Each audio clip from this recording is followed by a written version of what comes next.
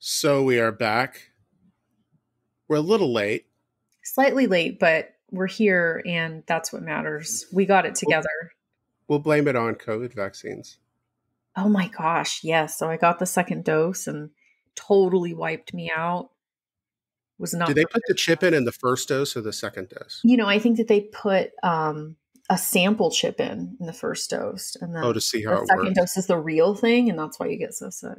So you're microchipped like your dogs. Yeah.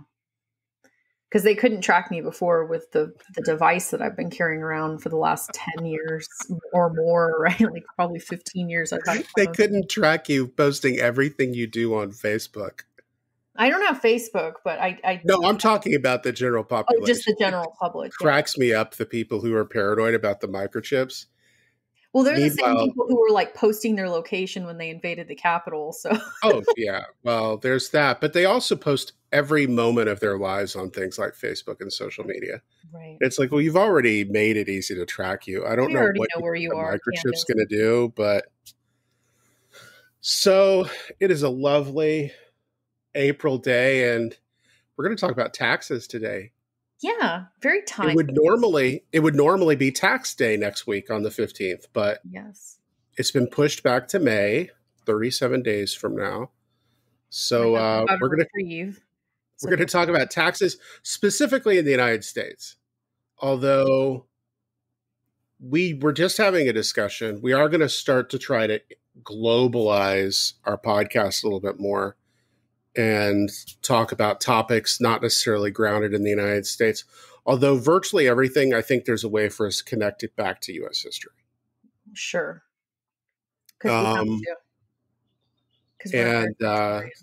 Yeah. So before we get started, just a reminder, if you haven't subscribed to our podcast, please do so. If you love listening to us, please leave a review. Like we've said before, we will do episodes based on viewer request or listener requests. So if there's something specific you want us to talk about, we can do the research and kind of do a podcast on it. I'm already thinking of what I want to do, and I know Hillary's going to roll her eyes when I say it. I would love to do something about baseball. I didn't get the head roll. I got the very deep head nod. Well, I mean, yeah, baseball's fine. I can do that. What about bare knuckle boxing? Ugh. Great book. That too. I mean, there's a lot of historical work on that. A lot of academics have talked quite a bit about the early 20th century and manliness and boxing, sporting culture. Yeah, there's definitely a space for that. And there's even classes that you can take about American sporting culture. I think we could definitely talk about it. Is it my favorite thing? No, but neither are taxes. And here we are. So, well, let's get into the taxes. Okay. Play the intro. Welcome to An Incomplete History. I'm Hillary. And I'm Jeff. And we're your hosts for this weekly history podcast.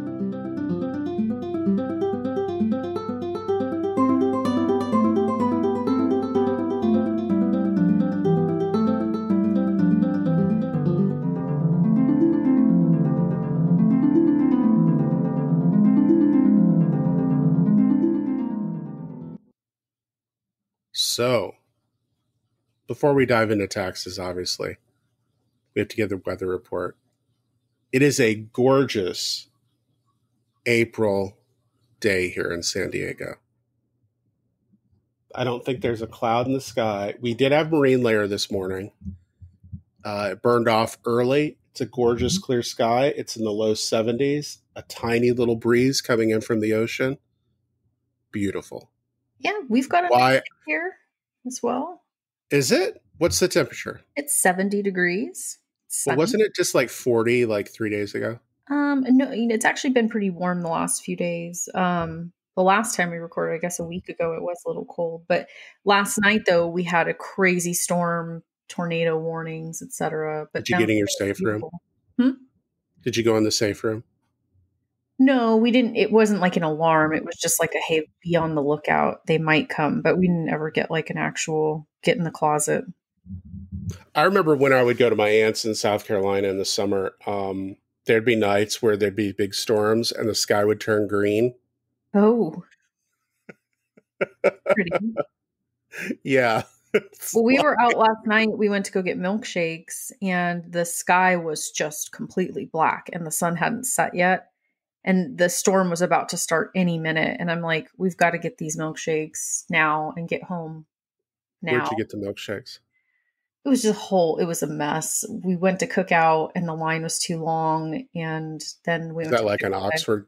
Is that like an Oxford? It's like a southern fast food restaurant.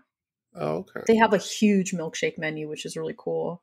There's like 30 flavors on it. So anyway, we ended up at Chick-fil-A.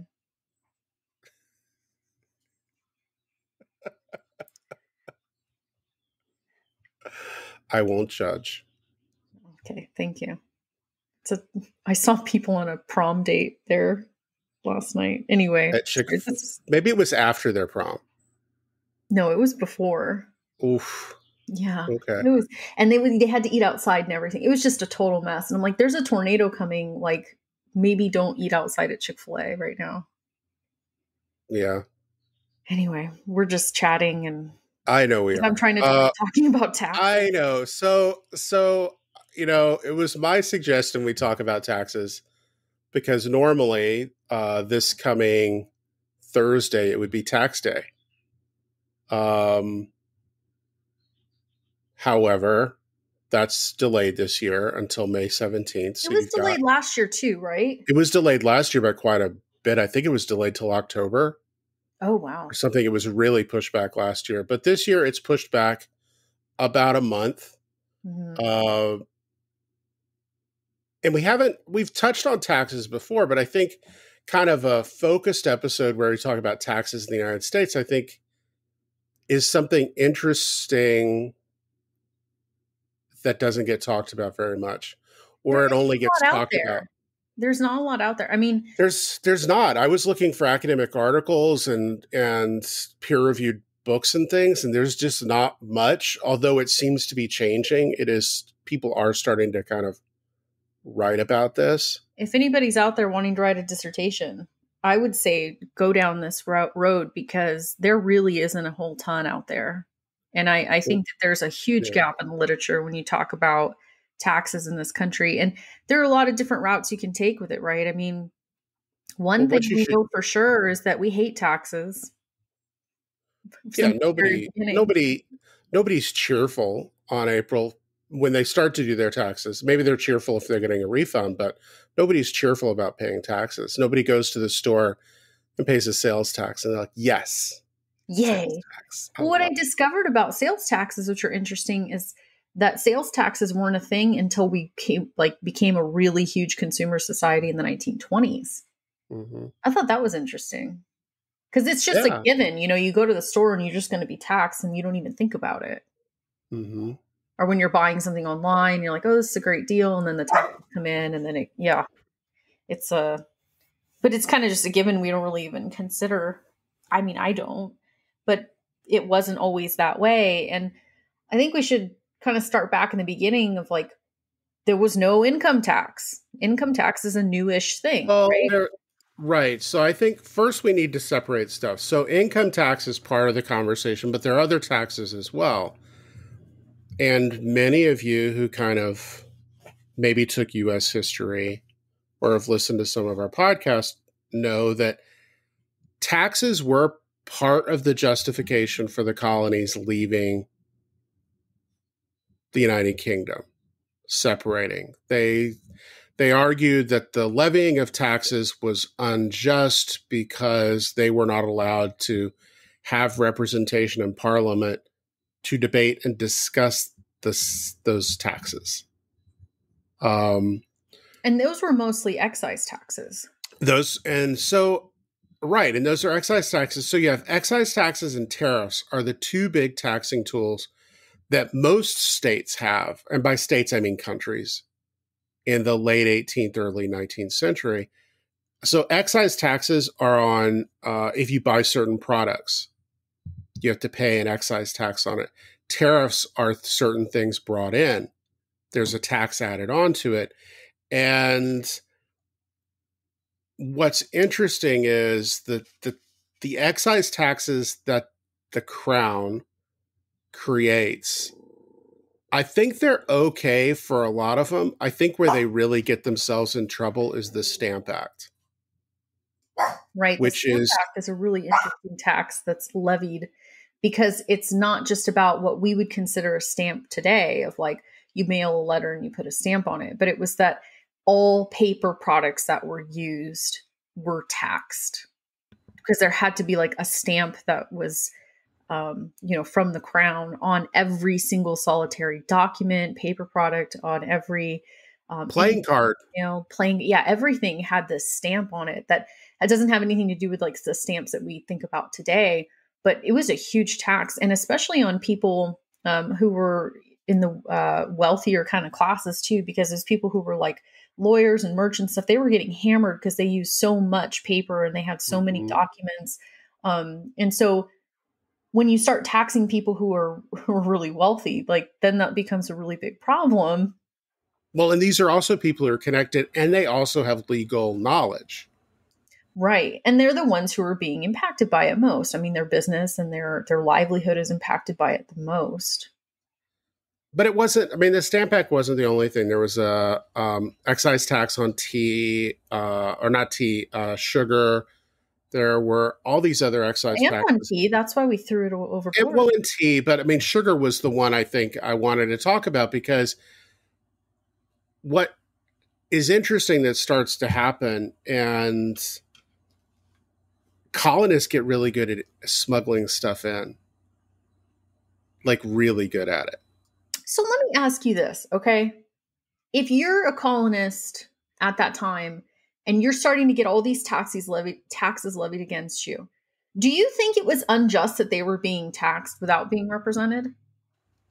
Well, I mean, so do you believe in virtual representation? So this is the argument that was made, is that they were, even though they didn't have direct members of parliament, they were virtually represented. And they were protected. Well, here's the thing. That's what I always thought about. The bulk of this money that's being raised via these excise taxes is actually designed to help pay for an incredibly expensive war. The 7 Years War, right? 7 Years War globally, the French and Indian War in North America. And it is a world war. The multiple countries in Europe are fighting. The two biggest are the UK and France. And George Washington may or may not have been involved in starting it in North America. Oh, he was, yeah. Oh, it's arguable.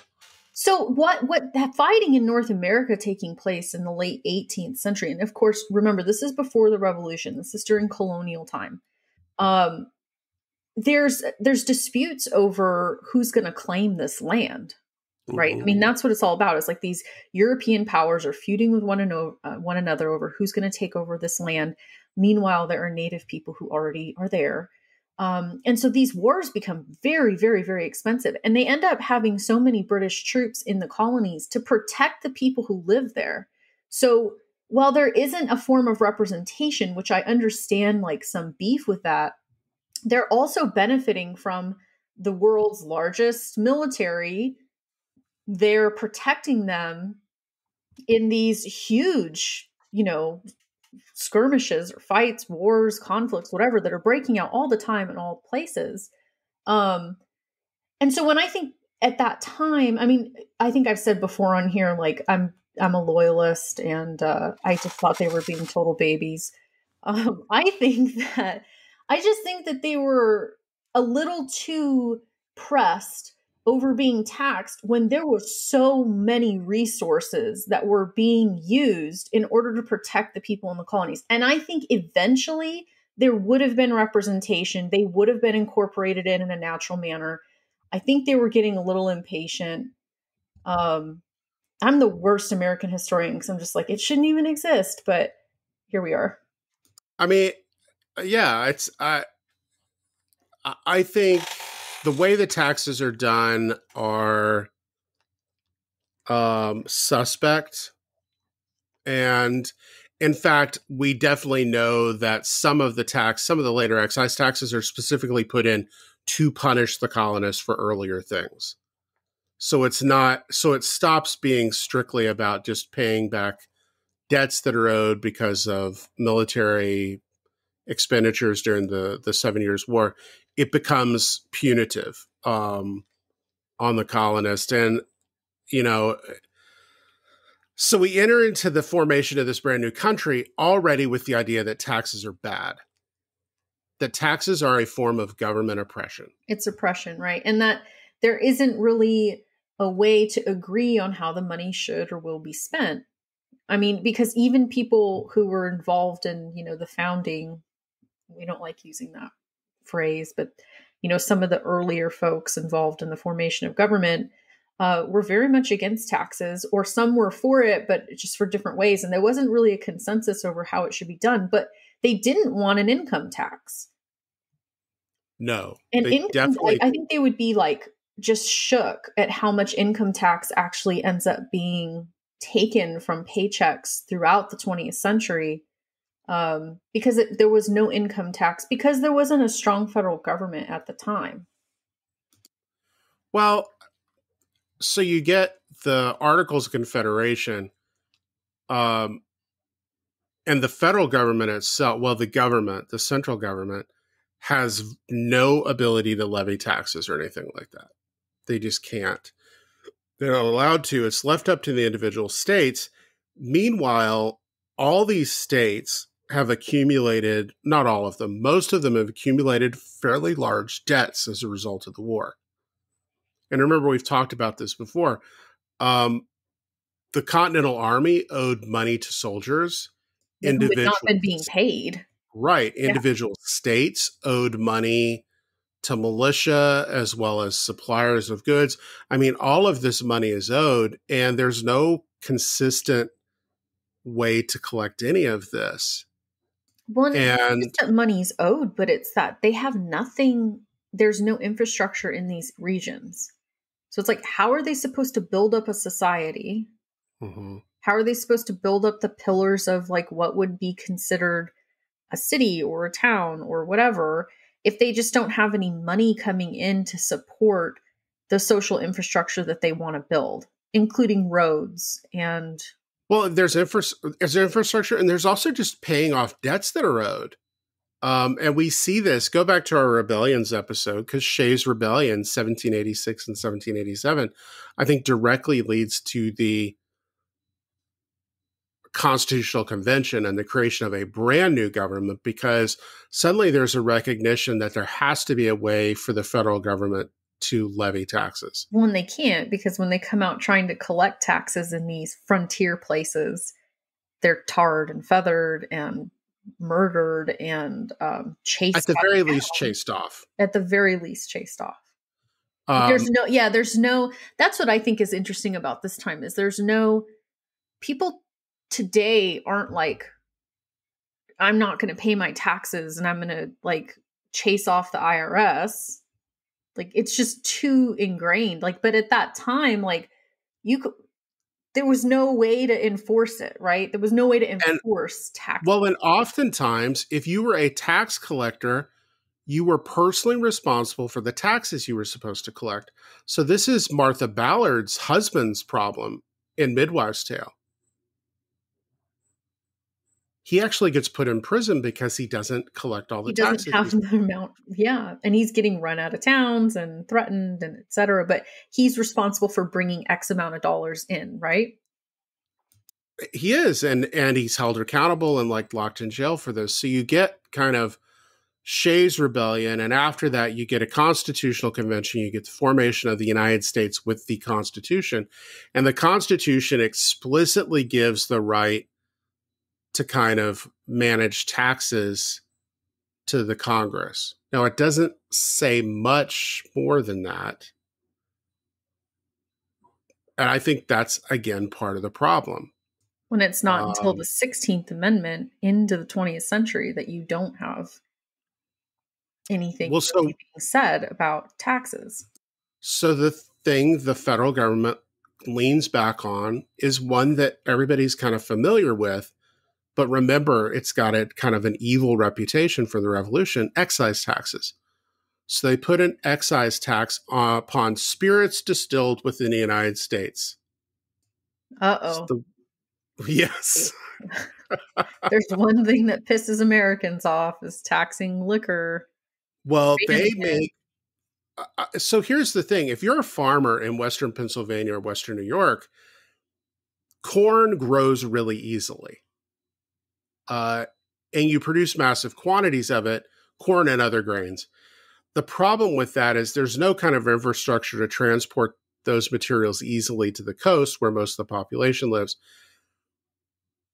So that produce is going to rot or spoil. Distilling it into whiskey or other spirits is an easy way to still make money off of those crops. And the Whiskey Rebellion in 1794 in Western Pennsylvania is like one of the things that happens as a result of this. When you have a huge amount of federal troops that go in and put it down. And so you federal troops being paid. Yeah. Well, you do see an attempt of the federal government to start to exercise some level of authority or power over. Right. They're like, we do have the right to actually do this. And then the one that I discovered kind of researching this that I had never heard before. I went back and I was like, how do I not know about this? A group of Pennsylvania Dutch farmers in 1799 led something called Fry's Rebellion. Have you ever heard of this before you were researching this? Yes, because that was your old stomping ground. Well, but I taught Pennsylvania history. So you want to tell us about Fry's Rebellion? State. Yeah. Let me pull up my notes on Fry's Rebellion. I had a whole lecture about it. So it's one of the big three, right? You have Shays, you have whiskey, and then you have Fry's Rebellion. And this has to do with paying for the military. And I think that there's a lot of still issues that we have today about getting upset over our taxes being used to pay for the military. But this one is that Congress was raising money to enlarge the Navy. And so they impose $2 million in new taxes on real estate and slaves. So it's a property tax. What's going on globally at this moment? The quasi-war? With France. Yeah. So we're in a kind of semi-war with France, right? And so the Congress is trying to expand and enlarge the Navy because we have a really, really nascent military power structure, and the Navy is somewhat non-existent at this point. So Congress wants to levy $2 million in new taxes to expand the Navy. And so they start taxing heavier in order to pay for this because we're in the quasi-war. And it was, this new tax on property, it was the first federal tax. And so this was also the time during the quasi-war, you had passing the Alien and Sedition Acts. And it's kind of related here because it criminalizes any sort of dissent. So if anybody was going to dissent, like in Fry's Rebellion, you can be imprisoned for that. Well, the Federalists are in charge at this point. Right. And so they want the strong central government to rule out. So there's this guy named John Fries. He's a Pennsylvanian. And he starts organizing these meetings and, gets people together to talk about, that there needs to be a collective response to this new tax. And he kind of gets a bunch of people together and they start protesting. They have liberty flags and everything. They're protesting, expanding the military and then being charged for it. There's also a conspiracy theory that starts to circulate amongst the population. Tell the conspiracy theory. So, this is not a conspiracy theory episode, but so these are relatively recent German immigrants to the United States. These are the Pennsylvania Dutch.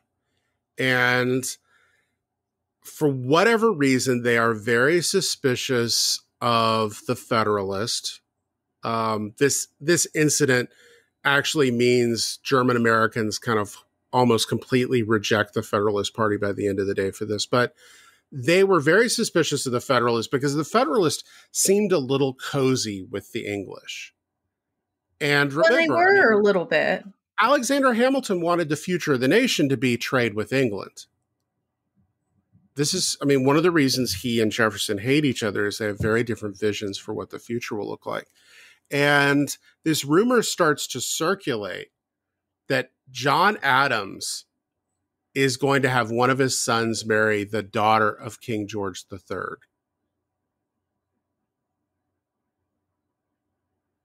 That would be a cause for alarm, right? Well, they're terrified of monarchy again. They had just gone through war really not that long ago. Right. What is this money being raised for exactly? Are we going to have redcoats marching through the streets soon? Well, but the money was being raised to draw up a navy, which we didn't have. What they didn't want, though, so like people in Pennsylvania are so opposed to this because you have to think about like Pennsylvania, a lot of Pennsylvania is very frontier. Like anything west of Philadelphia is like, oh, these are frontiersmen. And these were there's look at the counties. It's Bucks, Northampton, and Montgomery counties. Right. Which are not Western Pennsylvania at all now. No. But they, at that time, it was not Philadelphia, right? It was kind of rural people. No? So Ron Chernow, in his book on Alexander Hamilton, makes an argument about this. He actually talks about it a little bit, which I went back and looked, and I was like, oh, I guess he does talk about it. He points to this as one of the moments where the Federalists really are losing their grip, their popularity. Well, they go out of control with the Alien and Sedition Acts, the Quasi-War, and levying these taxes. And people start to get very uncomfortable with the level of government intervention and the level of government control that starts to take place that is reminiscent to them of colonial rule. And I think that John Adams was he was a little out of control as a president in terms of his authority or trying to be authoritative. And it makes sense that he was followed by somebody like an anti-federalist, like Jefferson followed him, but right? What Adams says about these men, like Fries and these other men, he says they're obscure, miserable Germans as ignorant of our language as they were of our laws. Yikes. And he says they're actually pawns of people like Jefferson. When he puts them all on trial, which is, again, another one of these... For treason. And this is very similar to like his passage of the Alien Sedition Acts, where they just going after people that have anything negative to say or uncooperative to say about the government. He was also somebody who was not very into free speech or freedom of the press. And he was going after these newspapers who would say anything bad about him. So Fries getting together and like having all these people get together and kind of create a little bit of a militia to protest the taxes. He holds them on trial. There's over 30 people who are tried for treason, for stirring up trouble, and they were sentenced to be hanged. It's just like a total overreach of power and totally related to... He does pardon them. Yes, but like it's insane the levels that he goes to try to like quiet people who have any level of resistance to this formation of a strong central government that's being powered by the collection of taxes. It's uncomfortable. Are you surprised that the same man who defends the redcoats involved in the Boston Massacre does this? No. It's law and order. No, I'm not surprised. It's law and order, right? It's law and order and no dissent. Yeah. Yeah, ruling with an iron fist kind of a thing. It's very anti-American. Well, one of his arguments is those redcoats are simply doing their job. Now, see, that's a way I'm not really a loyalist there. It's complicated. My feelings are complicated. Right, but I really like John Adams. It's one of the defenses he uses is that. Yeah, well, the Nazis are saying they do their job too, right? Right. I mean, right. taxes. So taxes on some level, taxes knock the Federalist Party out of power and destroy it. It stops being a political party because of taxes. Yeah. It's very to me, like there's what I try to teach to students in this time period, like whether I'm teaching just plain US history or Pennsylvania history, whatever I'm teaching, it's like the problems that we have right now, you can always take them back to the 1790s.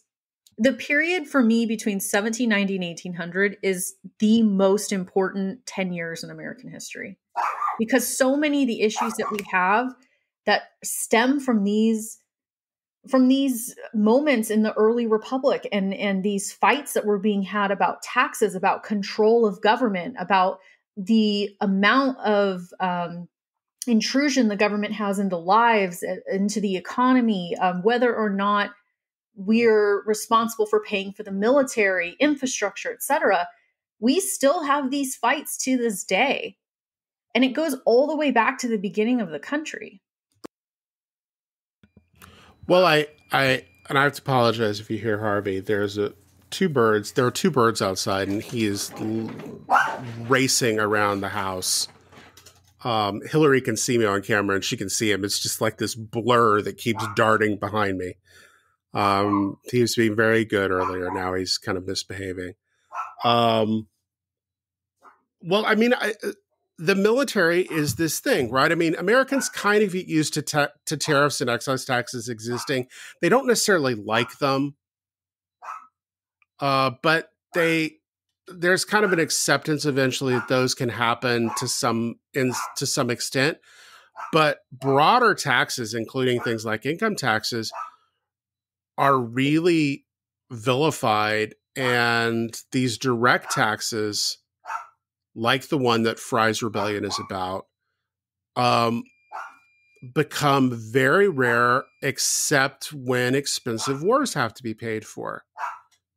And what's one thing that unites the 19th century? It's a series of expensive wars for the United States.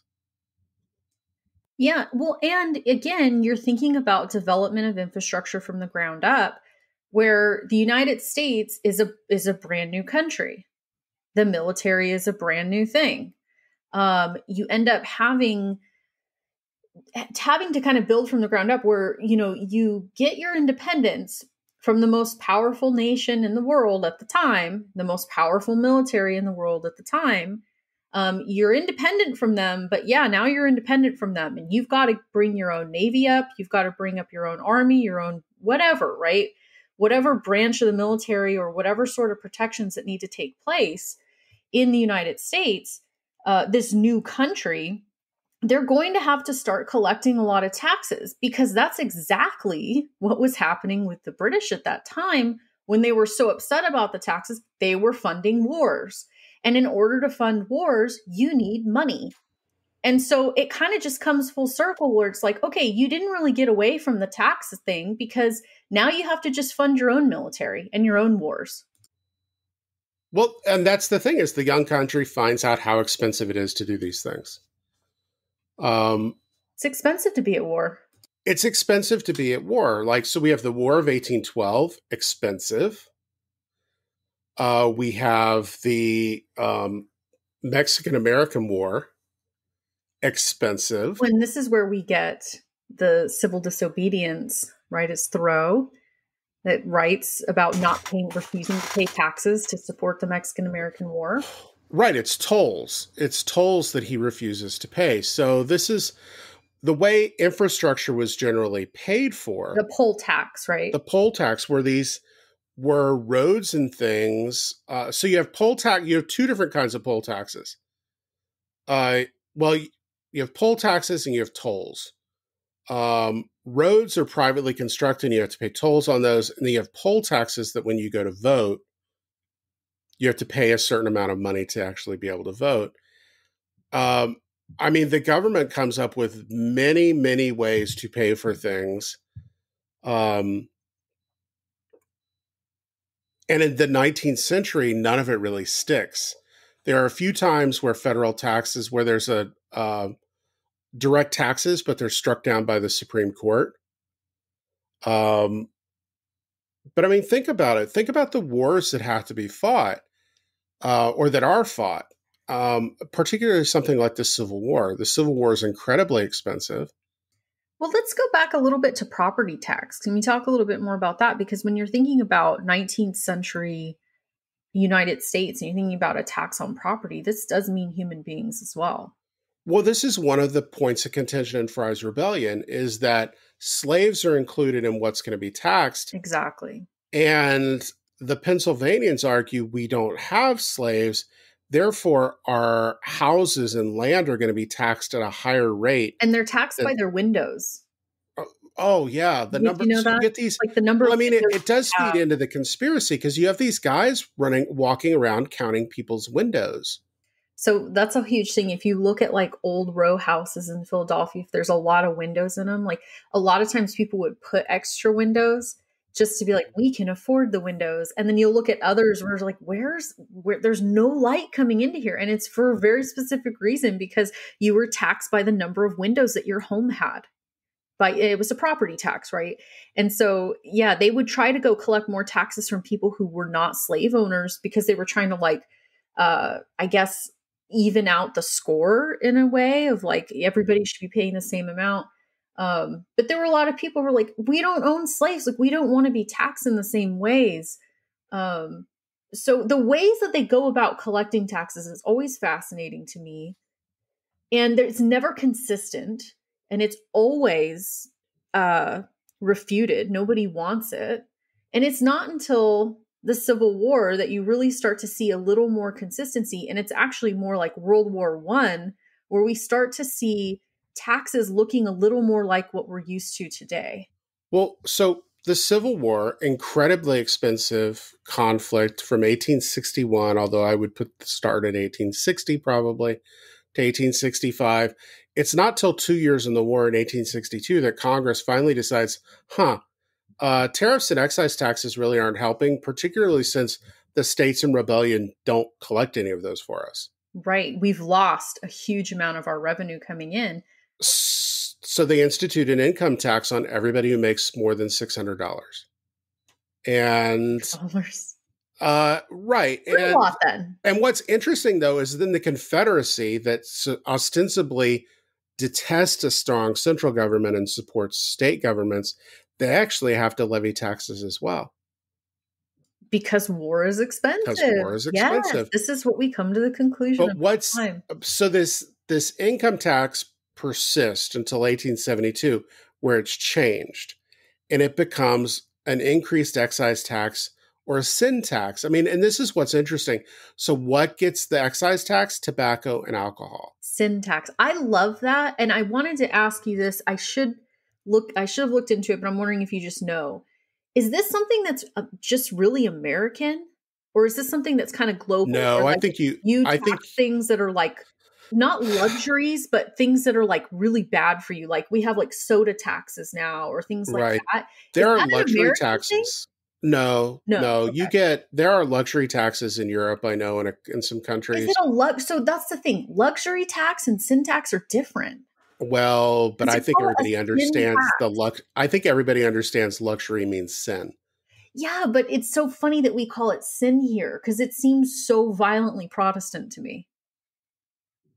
Well, the country is a violently Protestant country. That's what I'm saying, though. Because like other countries aren't saying that. They're calling it a luxury tax of like, well, I mean, here's the thing. You don't need, but you may want. But here it's like, you're sinning and you're going to pay for it. It's different. It's like the language is different. Yeah. Well, from the post-Civil War moment until World War I, you get the rise of prohibition. Prohibition really starts to take off. And here's the thing. You are on a collision course. The government's number one source of revenue is eventually alcohol excise taxes. Yeah. And then they get rid of it. But if you're a government, right. But if you're a government official, you see this, you're like, oh crap. Like they want to outlaw alcohol. Like, how are we going to pay for anything? Yeah. And then alcohol doesn't go away. As a matter of fact, alcohol consumption increases during Prohibition, and now there's no taxes coming in from it. And there's no taxes on it. So from an economic standpoint, this is a disaster for this country. So 1913, World War I, it's obvious in 1913 the United States is going to get involved in this conflict. We hang out for a few years and don't, though. Right. I mean, I think it's interesting people who overstate our kind of reticence to get involved. Everybody kind of knows the U.S. is going to get involved. It's just a question of when it's going to happen. So the United States ratifies the 16th Amendment. The Congress shall have power to lay and collect taxes on incomes from whatever source derived without apportionment among the several states and without regard to any census or enumeration. Okay, it's wild that it takes like over 130 years for this to happen in this country. Well, but I mean, it happens. But it happens. And this allows Congress to tax individual income as well as business income. And this actually allows the government to start to create more consistent and coherent funding schemes for things like infrastructure and the military. When we really do start seeing a huge, heavy development of a stronger central government at this time, and leading up to the First and then the Second World War, and then in the wake of it, the income tax in the wake of the Second World War is 90%. 90%. So 1918, income tax revenues are $1 billion. 2 years later, 1920, $5 billion. Crushing it. And then in World War II, again, as a result of expenses for World War I, there's an increase in tax revenue to $45 billion, as well as mandatory withholding. So now employers are required to withhold a certain amount of taxes from employees' paychecks. Which I think the founders would have been just sick over that. Mm-hmm. We often talk about like, well, what would they have wanted? And I don't agree with that. I think that's stupid to even consider. Like, who cares what people who were owners of a slave? Thomas Jefferson thought if you moved to warm climates, you might change race. That's what I'm saying. Like, it's stupid. But what I will say is, like, we don't really talk about that when it comes to other topics. Like, we talk about it when it comes to like guns, but guns and taxes. Yeah, it's interesting. What would the founding fathers want for women's education? They wouldn't want women to be educated. Well, see, I'm saying that I don't value their opinions. Right. No, I know. Interesting, but like, this is where the conversation will often go. And the people who fight taxes today, I mean, there's a lot of that, again, is rooted in the 1790s. And I'm just obsessed with that decade. So one of the reasons we want to talk about this is Joe Biden, current president of the United States, has this massive infrastructure plan.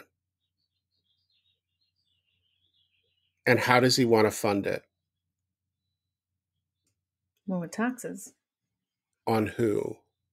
People who make over $400,000 per year. And corporations. And corporations. Okay, this is where it gets hairy. I think we disagree here. Do we? I think so. Well, I mean, the 16th Amendment lets Congress do that. I will just say, I would love for corporations to be taxed. I don't think that it's possible without losing those corporations. Oh, so but see, that's kind of blackmail on the corporations. I understand, but that doesn't mean they're not going to do it. You can't give in to blackmail. Shit. Our podcast is rated PG, by the way. I actually, I had a friend who was listening to our conspiracy theory episode with kids in the car, and she's like, I had to turn it off because you were talking about children and blood, and I'm sorry. Yes, the podcast is PG-13, but anyway, I would love to think that we could tax these billionaires, these corporations, etc., fairly. I don't think it's possible without losing them to other countries, because we see it all the time and it happens internally. So, for example, I'll use California.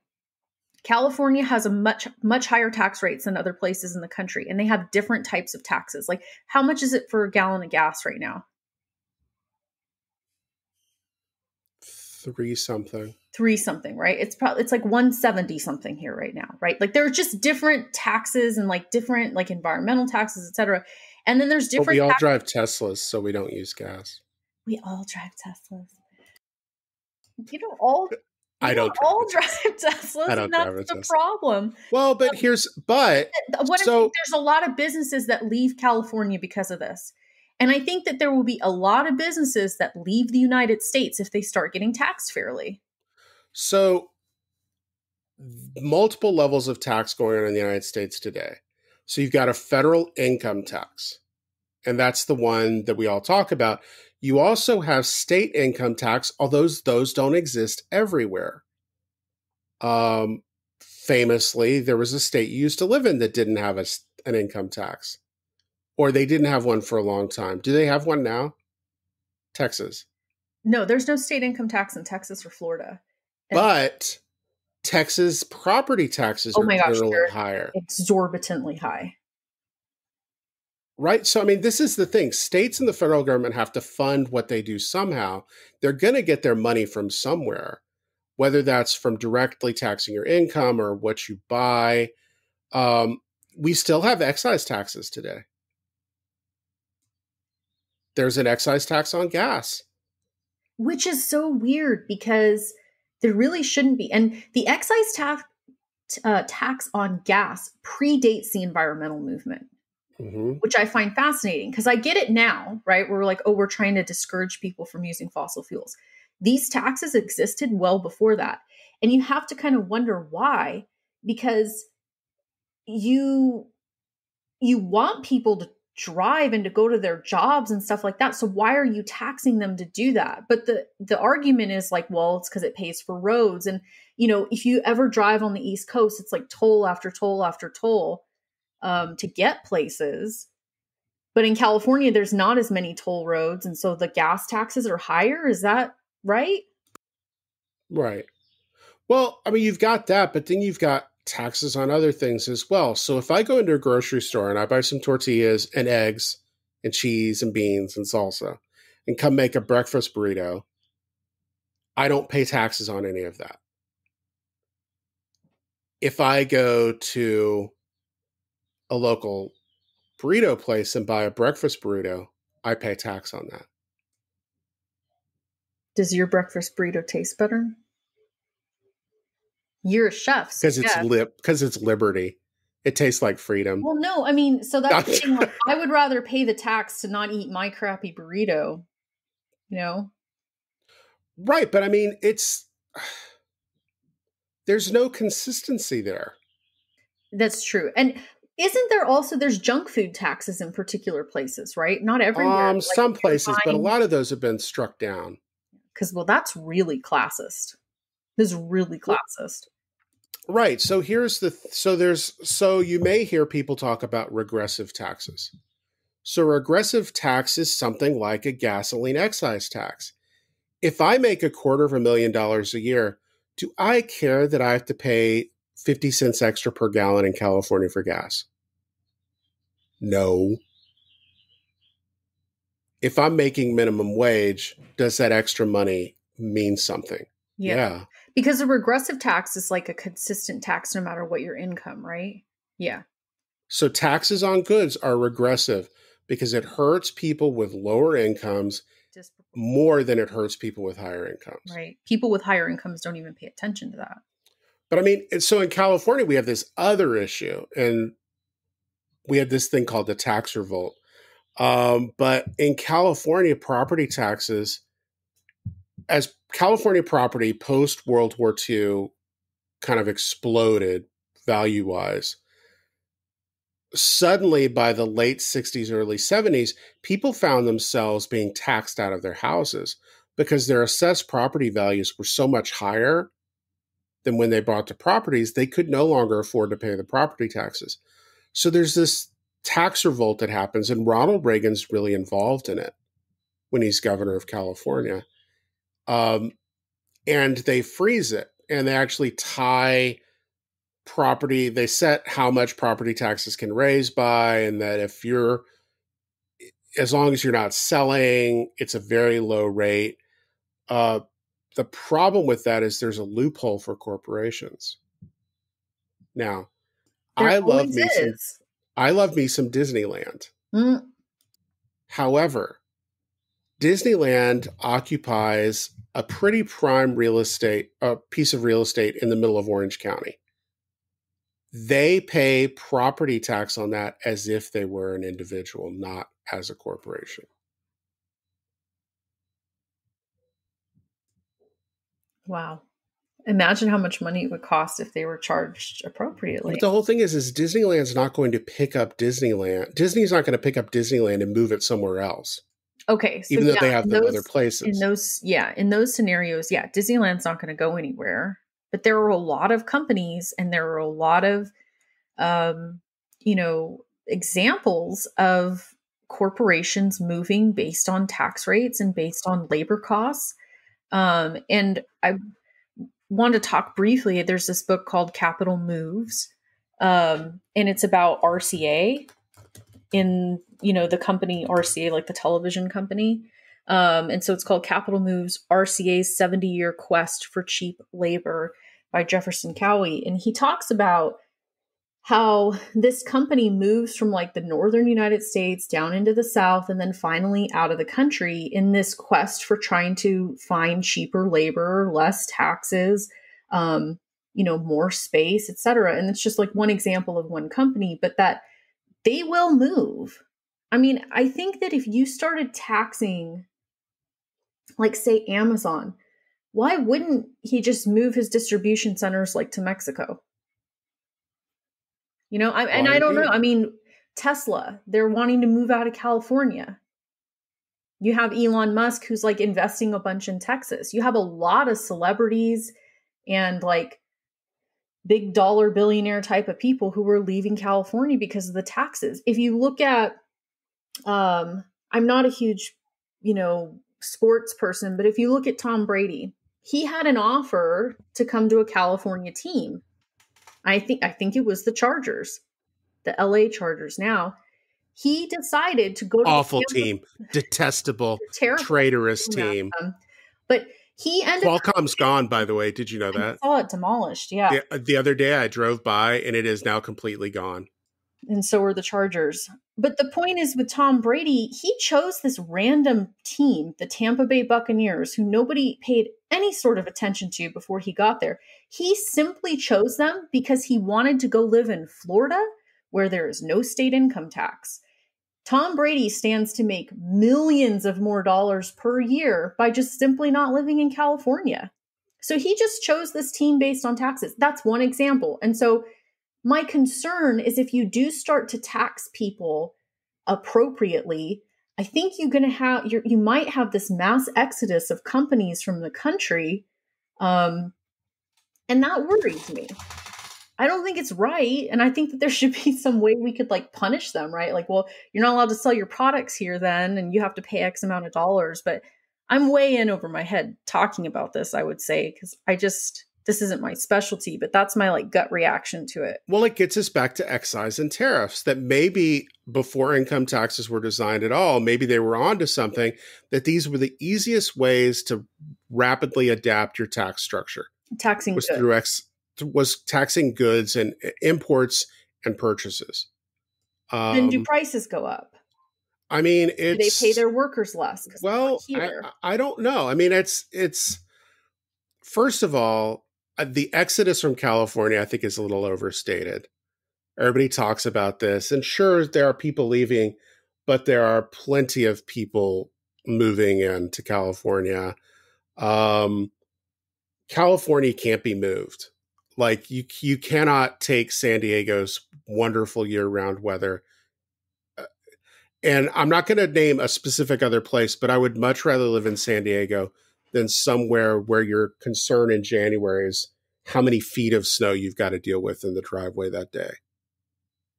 That's just me. Sorry. That's one of the reasons RCA moved too, because they were looking for warmer climates. They moved to the Sun Belt and then eventually to Mexico. There's really nice climate in Mexico.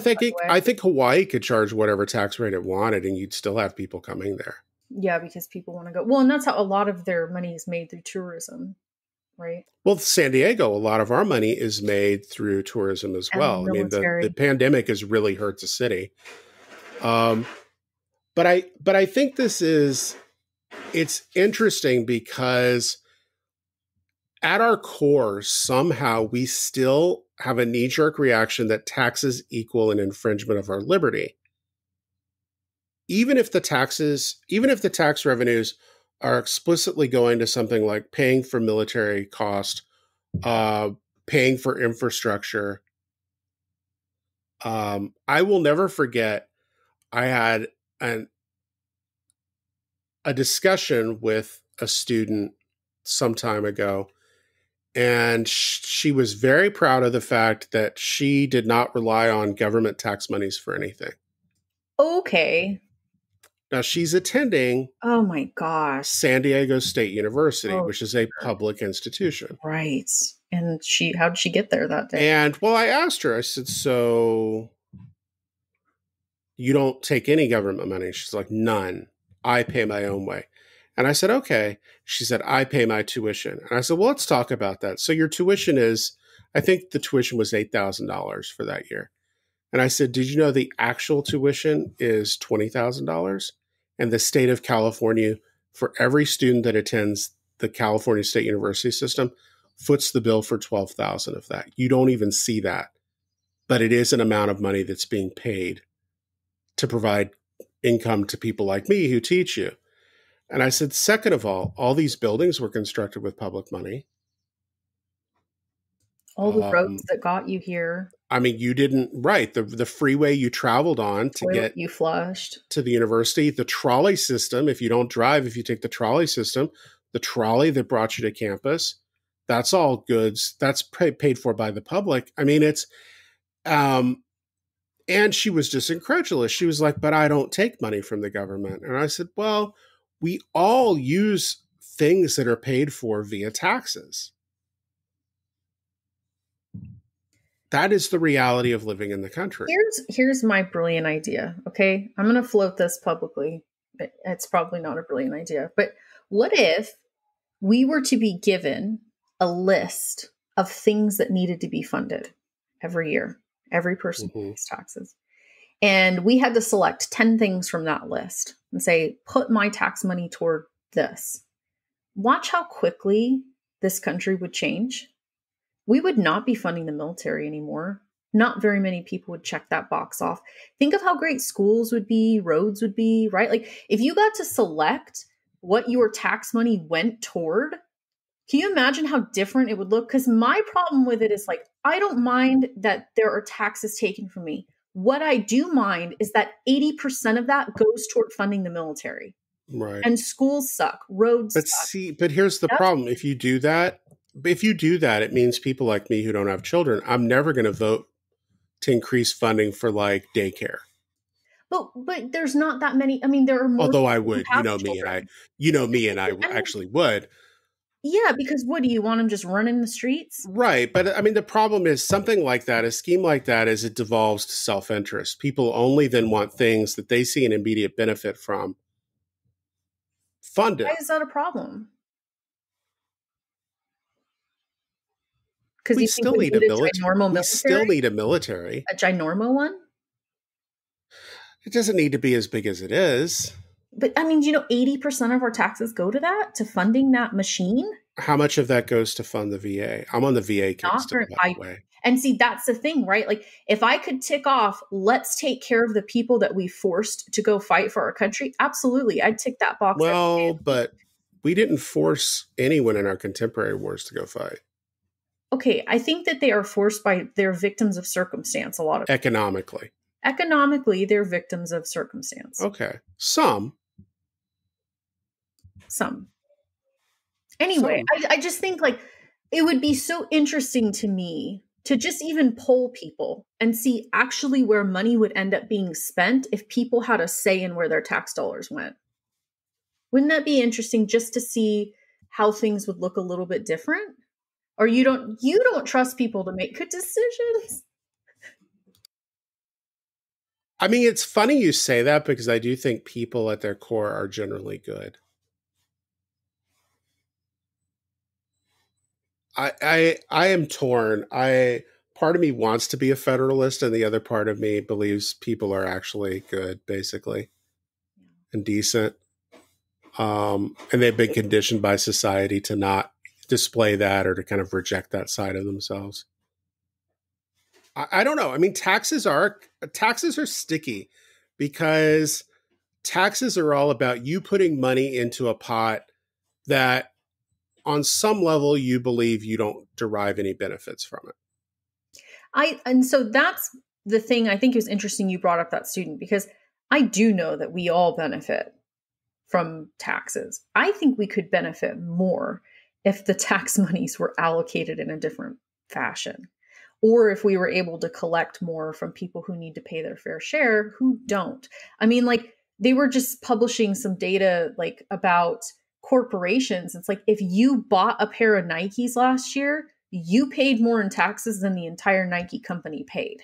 Just by buying one pair of shoes, you paid more taxes than the entire Nike company made.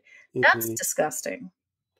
But at the same time, I mean, you derive benefits. I mean, how much would that vaccine have cost if you paid the real cost of it without government money subsidizing That's a really good point. This whole pandemic, right? I mean, it would be unaffordable.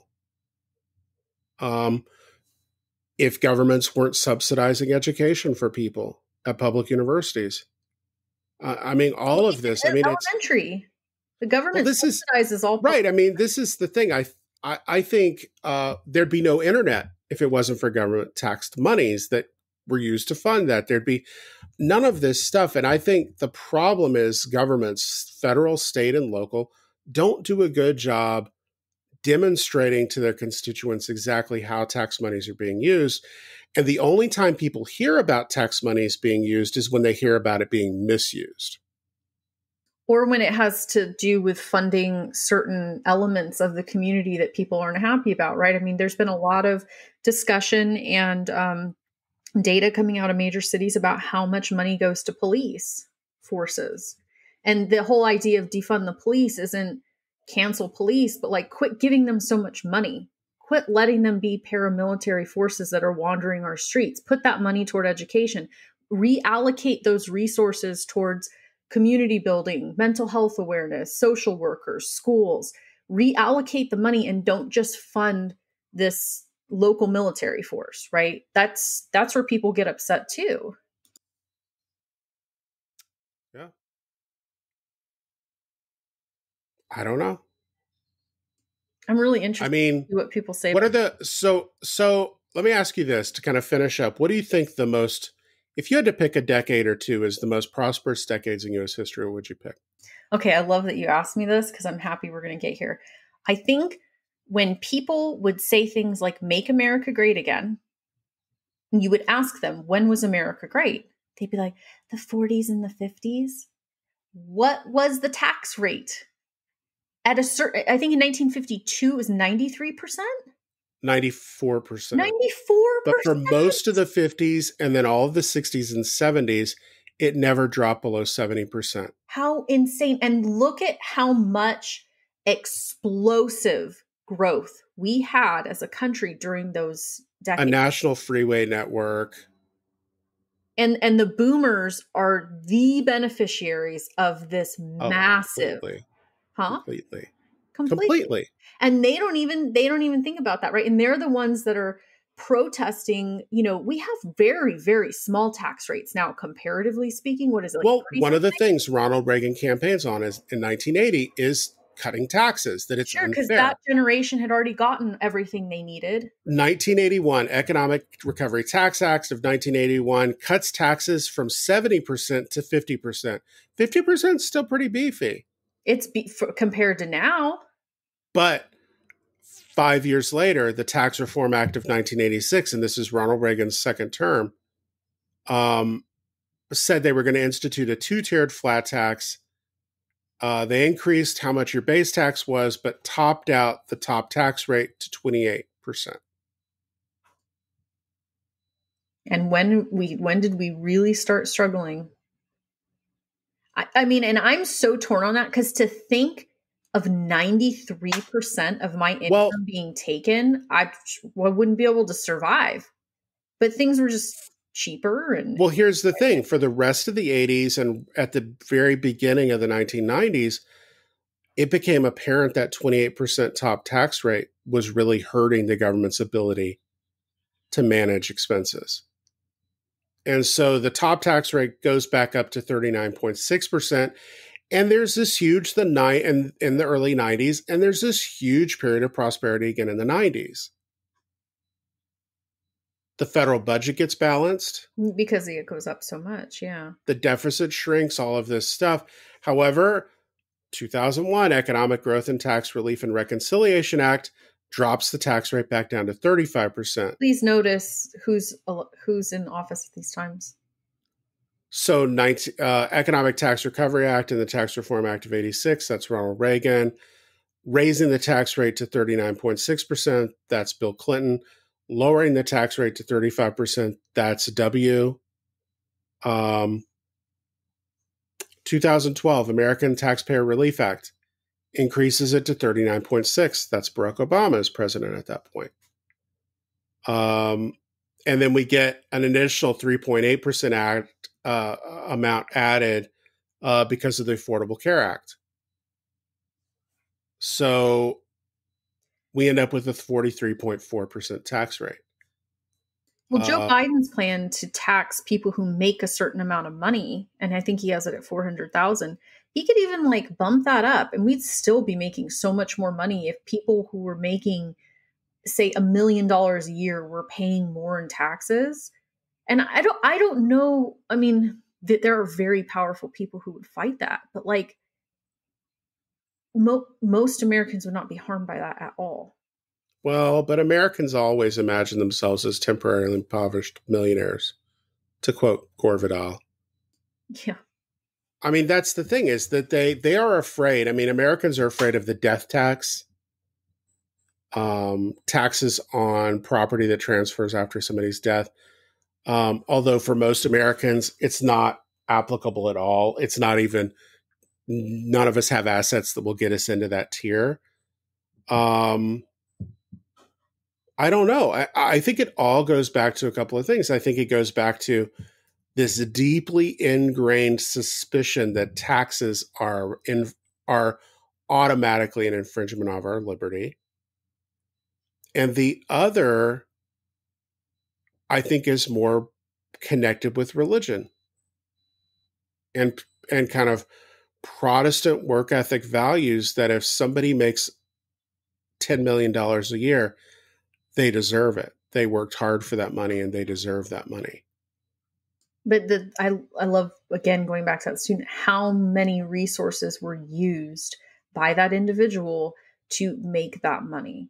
It was not a bootstraps, you pulled yourself up and did this all by yourself. They benefited with a small loan from my father of $400,000. Oh no, a small loan from my father of $100 million. $100 million. Well, yeah, that was, yes. Anyway, I was really not looking forward to this conversation. I'm not going to lie. This is the first time where I'm like, oh my God, I don't want to talk about taxes. But it ended up taking some really interesting turns and twists. And I think it ended up being a good conversation. And like we said earlier, I mean, this is not a very studied area for U.S. historians. Dissertation writers, get on it. I mean, if you want to go to graduate school in history, apply at Harvard to work with Sven Beckert and pitch doing some kind of history of federal income tax. Sven Beckert, he's an historian of capitalism. I'm sure I've talked about his book, Empire of Cotton. Yes, we talk about that book often. You need to read that book. It's an amazing book. It's a very good book. It actually talks about taxes as well. I mean, wow. So, well, that was fun. I liked it. I like talking about this kind of stuff. It was a good deal. Are we doing baseball next week?